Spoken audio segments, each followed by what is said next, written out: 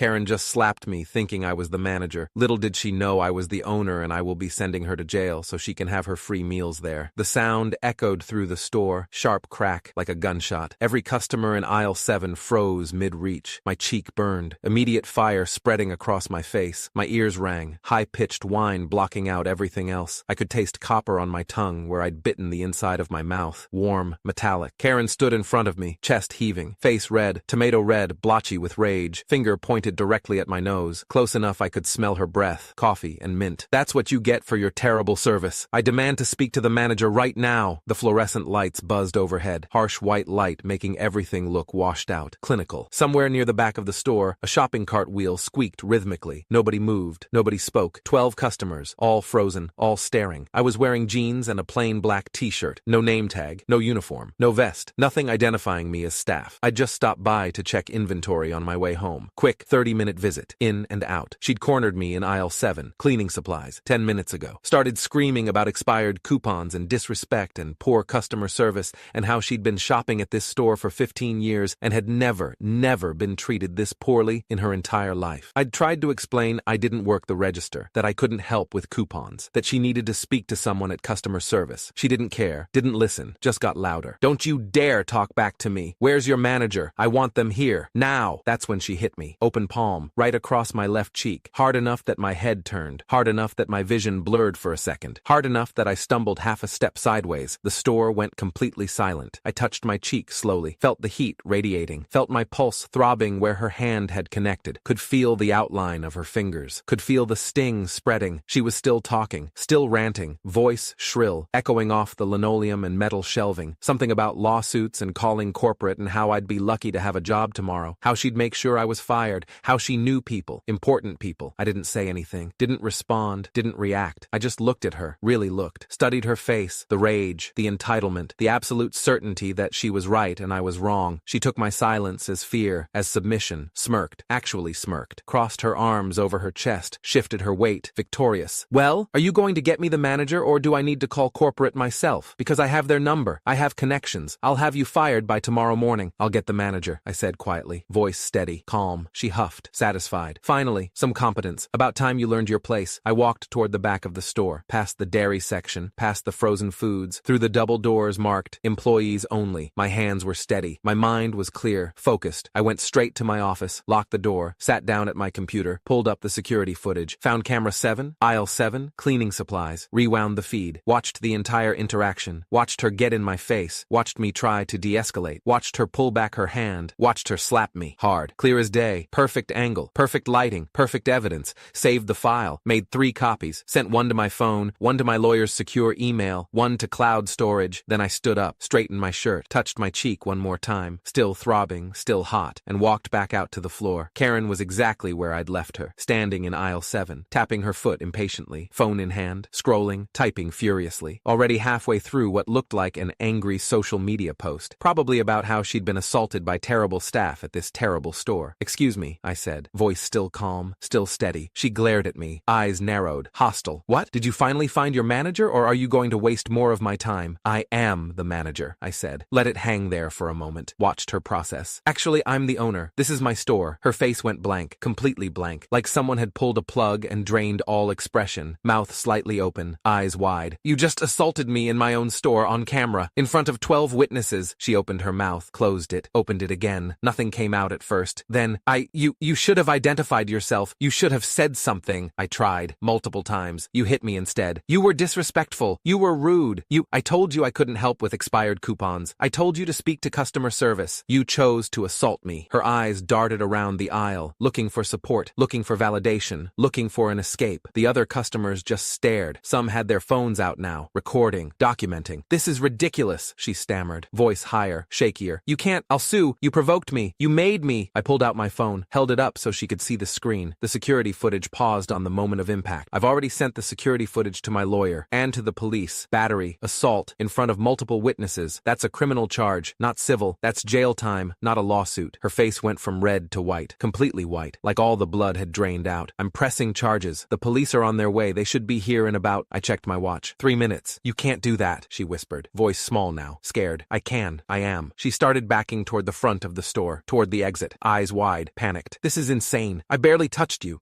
You slapped me hard enough to make my mouth bleed. I touched my lip, showed her my finger, red, still bleeding slightly. She stopped moving, looked at the blood, at my face, at the growing red mark on my cheek. I want a lawyer, she said, voice shaking. Good idea. You're going to need one. She turned and tried to run toward the exit. Fast walk, almost jogging, panicked. Two of my employees were standing by the door, Miguel and Sarah. They'd been watching the whole thing. They stepped closer together, not blocking exactly, just present, witnesses. You can wait here, I said calmly. Or you can leave and turn this into evading. Your choice, but I'd recommend waiting. Sirens outside, faint at first, then louder, getting closer, getting very close. Karen's hands were shaking, trembling. Her phone slipped out of her grip and clattered on the tile floor. Screen cracked. She didn't pick it up, just stared at it. The police walked in 2 minutes and 40 seconds later. 2 officers, Sergeant Martinez and Officer Chen. I knew them both. They patrolled this area regularly, stopped by once a week for coffee. What have we got? Martinez asked. I showed them the footage on my phone, the full interaction. 3 minutes, her screaming, me trying to de-escalate, her slapping me, clear, undeniable, perfect angle. They watched it twice, took notes, asked questions, then they took statements from the witnesses, from the customers who'd seen it, from Miguel and Sarah. Everyone told the same story, consistent, clear. Do you want to press charges? Martinez asked, looking at me, serious. I touched my cheek, still throbbing, still hot, could feel it swelling slightly. Yes. Karen started crying, loud sobbing, dramatic. Please,